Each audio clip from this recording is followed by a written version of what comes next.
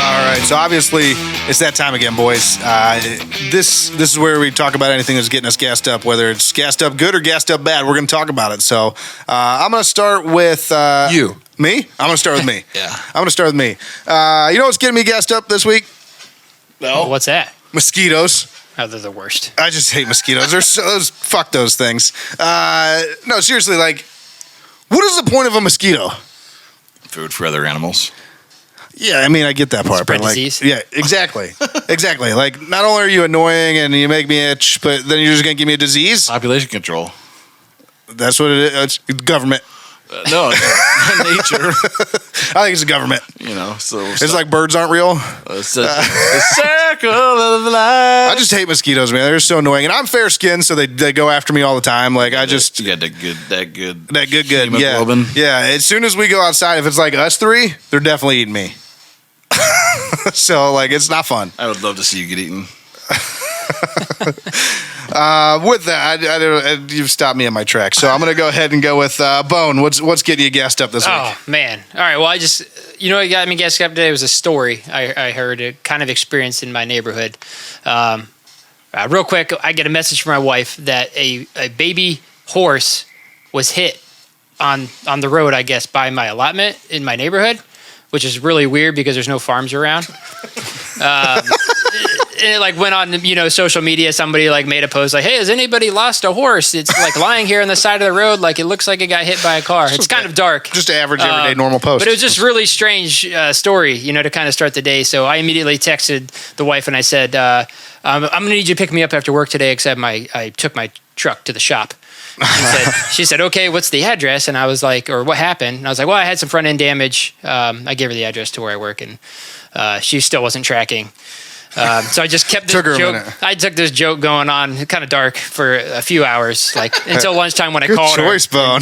And I broke the news to her that I did not indeed hit this horse. But did she? By the time you broke the news to her, had she caught on a little bit? Like, oh God, I think Bone hit the. She already set up to have her mom take her to work the next day because she figured I would be needing her vehicle.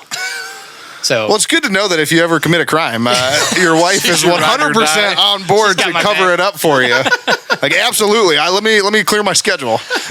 Disclaimer, I don't know what happened to the horse. It was cleaned up.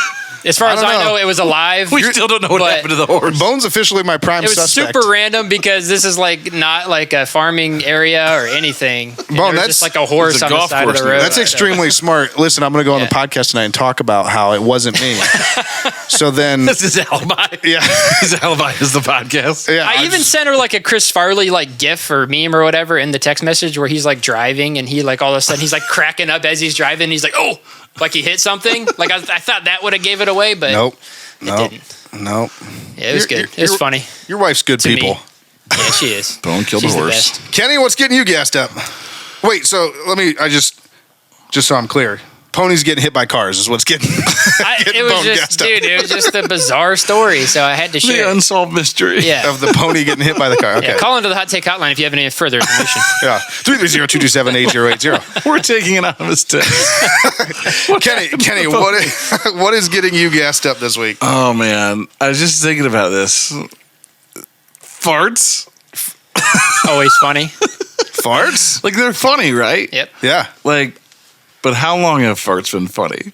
Forever. For 35 years. Are farts funny because modern media? We've officially gone there. We got toilet humor on our show. But go on. Are farts funny because modern media we grew up with slapstick comedy and fart jokes like Harry and Dumb and Dumber pooping on the toilet, just blowing it out the box. That's shit everywhere. Go back 100 years. Go back to 1900. Was farts funny then? Had to be. Right. It had to have been. What about the medieval times, the 1500s? Had to be. If King Henry farted, was he just imagine. And then blame it on the page. Arturo, come on. He executed his ninth wife for it. Just imagine a Knight's Tale, and you are here to be arrested. Well, that's what I'm saying. Are farts funnier today to us because we laugh at them, or have they always been kind of funny? If they weren't always funny, then then them old people was wrong. Like I know, like Ben Franklin penned an essay about farting proudly, and because he was like fed up with the pretentiousness of like the British elite, because they were trying to make things you could swallow to make your farts not. Talk about our show closing. That's what you should have just read it as the closing of the show today. They wanted to make their farts not smell, so they were trying to come up with like food perfume. And he was like, "You should just fart proudly." Like he was penned like this like satirical essay back to the British Academy of Science. It was like just let it out. But like so, okay, you can go back like 300 years, but like let's really think about this. Like first off, like was there just like a caveman? Yes, like yes. Cave? That's what I was just picturing. Like he's just sitting there with his buddy, and they've just housed a wildebeest. and this barely bipedal man that just started walking yesterday is like just blowing it out in the cave, and then it's like like before laughing was even a thing. Like were there cavemen laughing at their own farts? There had to be. Oh yeah, 100%. There had to be. And then also my mind went to like, was this like a joke? This is like a God joke. It's like I'm gonna give him really tiny balls. That this air's got to serves other purpose too. It's got to hold everything in. That's true. It would just fall out if it didn't. But like, you know, God was a pretty intelligent creator. He could have just made our farts not sound like that. He's got to give life some comic relief, right? Oh yeah. Yeah. I mean, it speaks to intelligent design.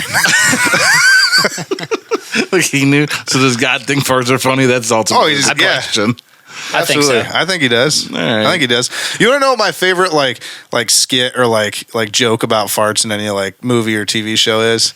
This Family Guy, when Peter's like, I didn't have gas for the first time till I was like 36 years old, and it flashes back to him in like the 70s, and he's sitting there on a beanbag chair, and he's just alone in his apartment. He's just like, meh. He's like, what the hell was that? I mean, you have to watch it. It's the funniest thing. It sticks out every time we talk about farts. So, well, so I'm just like I'm just trying to think of like us versus cavemen. Like they had to have probably thought it was just the sound alone is funny, and then the stink is funny. Yeah. But like I don't know. Like are we just so much more desensitized to it because of like South Park and Terrence and Phillip and just like all the just today's media that. Bro, if you don't think farts are funny, then get the fuck out of here. That's the bottom line. That's what I was gassed up about. Yeah, you were literally gassed up. And so with that, let's get into the King of the North.